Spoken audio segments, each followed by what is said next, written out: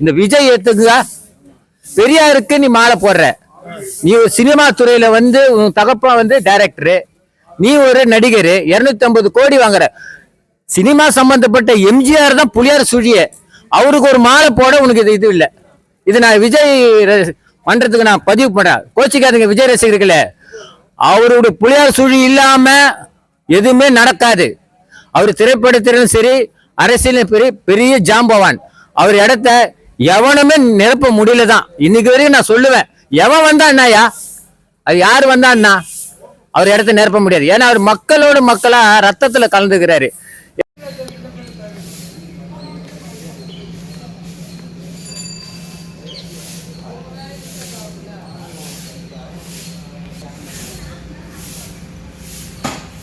வயசானவங்களை கேட்டு பாரு.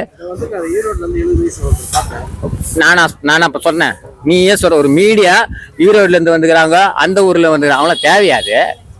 தேவையா? அவங்கள நாளைக்கு முதலமைச்சர் ஆகிட்டு போறாங்களா, இல்ல மாவட்ட செயலாளர் ஆகிட்டு போறாங்க? வயசானவங்க கொஞ்சம் திரும்பி காட்டுங்க, பாருங்க, காட்டிட்டு என்கிட்ட வாங்க. இவங்களாம் யாருங்க? எம்ஜிஆர் பெருமாவா? எம்ஜிஆர் பெருமாவா? சித்தியா? இவங்களாம் எதுக்கு வரணும்? எதுக்கு வரணும் இவங்களாம்? வாப்பா ஆட்டோக்கார், இவங்களாம் எதுக்கு வரணும்? இந்த பொண்ணு எதுக்கு வரணும்?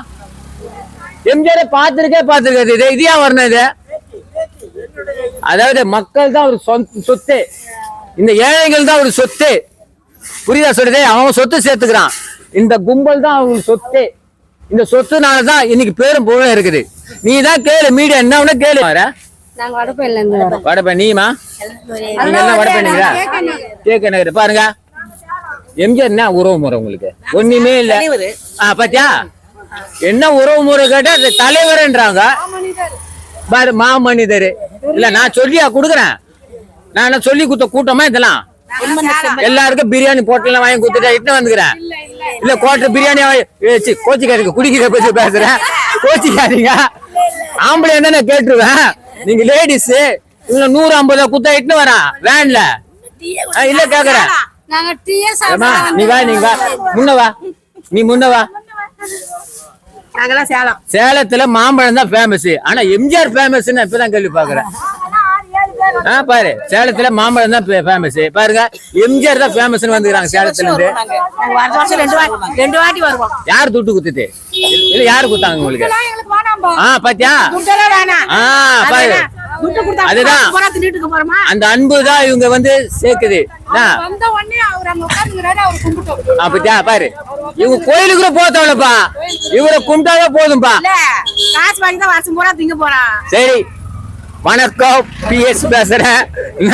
என்ன ஒண்ணு எடுத்து போடு, எவன் திட்டினாலும் எனக்கு கவலை இல்ல.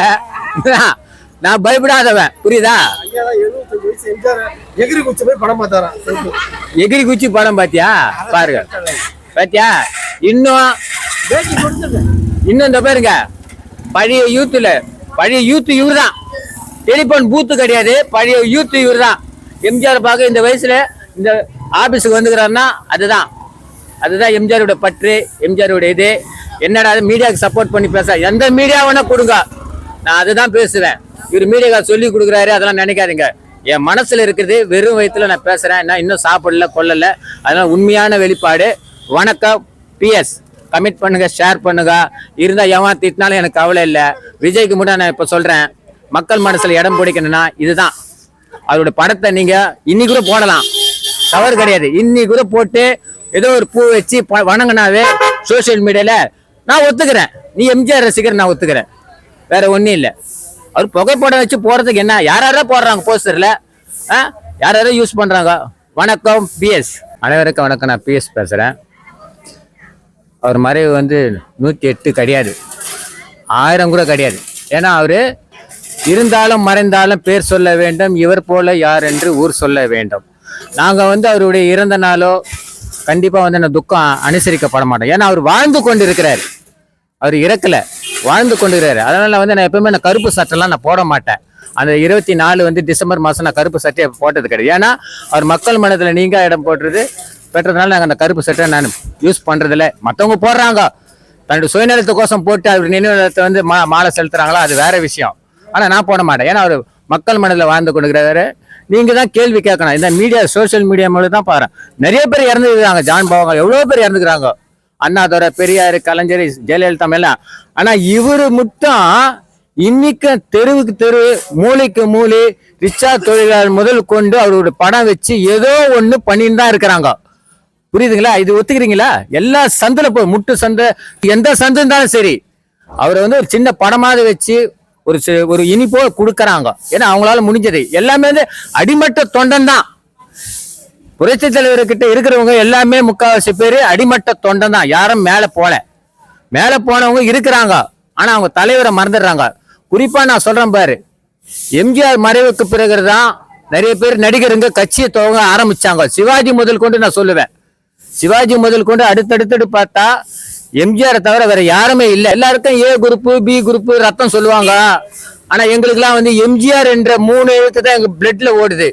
அதனாலதான் நாங்க இவ்வளவு தைரியமா பேசுறோம். எங்களுக்கு திமிரு கிடையாது, நேர்மை இருக்குது, கொள்கை இருக்கிறது, கோட்பாடுகள் எல்லாம் கிடையாது. கடமை கண்ணியம் கட்டுப்பாடுனா நாங்க எம்ஜிஆருக்கு தான் நாங்க சொல்லுவோம்.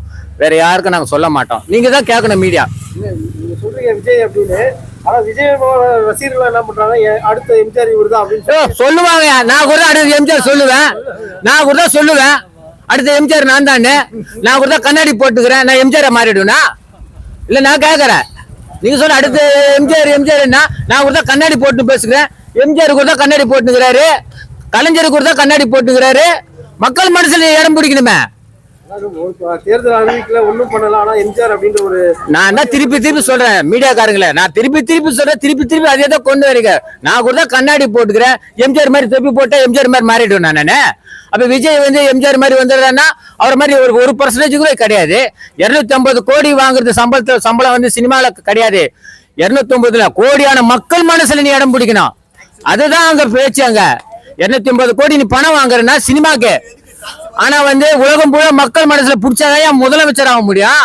யார் பிடிச்சா இருக்கும்போதே பாட்டு போயிட்டாரு, இருந்தாலும் மறந்தாலும் பேர் சொல்லலாம். யார் பாடினது? விஜய பாடினாரா, அஜித் பாடினாரா, இல்ல கமல் பாடினாரா, இல்ல கேக்குற ரஜினிகாந்த் பாடினாரா?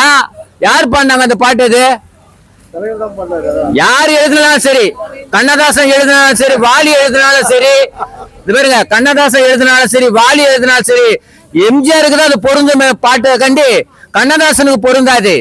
நான் சொல்றது புரியுதுங்களா?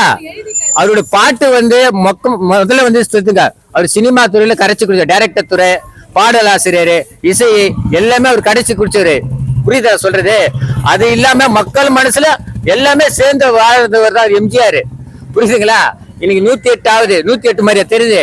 ஏதோ நேத்து தான் பிறந்த மாதிரி இருக்குது, முந்தா நேத்து தான் மறைஞ்ச மாதிரி இருக்குது. ஆனா மக்கள் கூடி தானே இருக்கிறாங்க. இன்னைக்கு கூட நான் சொல்றேன், அவரோட கெடிகார சத்தம் ஓடுதுதான் நம்பிக்கையில எல்லாம் இருக்கிறாங்க. பீச்சில் போய் காதை வச்சுக்கிறாங்க. எப்படியாது? என் கெடிகாரம் ஓடல, பேட்டரி போடுவேன், பேட்டரி போட்டு ஓட வைப்பேன். அவர் கெடிகார எத்தனையோ வருஷம் பொச்சிக்கிறாங்க. காது கேக்குதா கிராமத்து மக்களை கேட்டு தானே இருக்கா. போய் வேணா அங்க வீடியோ எடு. எங்களை எடுக்கிறதோட அங்க போய் ஜூம் பண்ணி எடுத்து இந்த சனியனுங்களெல்லாம் எடுத்து காட்டுங்க. இந்த சனியன்லாம் இருக்குதுமா, இந்த சனியனுங்கெல்லாம் எடுத்து காட்டு. எவ்வளவு பேர் போட்டா வச்சு நீங்க பண்ணாலும் சரி, தலைவருக்கு ஒரு தொண்டை போட்டா வச்சாதான் என் கூட்டமே வரும். நான் தான் சொல்றேன், அவன் போட்டுக்கிறான்பா, போடுறானுங்களே. அதுக்கு தகுந்த கணக்கு பிடிக்கிறானுங்களா? போடு. இன்னொரு விஷயம், எவன் பிறந்தா அவன் பெத்த தகப்பம் போட்டாலும் போறது இல்ல, எம்ஜிஆர் போட்டா போடுறானுங்க. உண்மையா இல்லையா?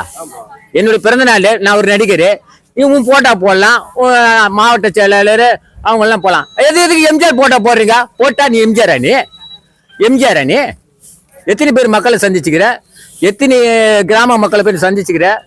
புரியுதா சொல்றேன்? இப்ப கூட விஜய் வந்து தொடங்கி இருக்கிற மகாநாடு இன்னும் வந்து கிராமத்துல போய் ரீச் ஆகல. அவருடைய பீச்சு, அவருடைய புகழ் வந்து கிராமத்துக்கு தான் போனாங்க. சிட்டிலே குண்டு செட்டுல குதிரை ஓட்டின வேலைக்கு ஆகாது. கிராமத்துல சந்திக்கணும். ஏன்னா அங்கதான் கிராமத்துல தான் நிறைய பேர் வந்து இன்னமும் வந்து இருக்கிறான். போய் நீ சொல்லி பாரு, எம்ஜிஆர் மறைஞ்சிட்டாருமே, எவனா சொன்னதும் கேட்பாங்க எங்களை.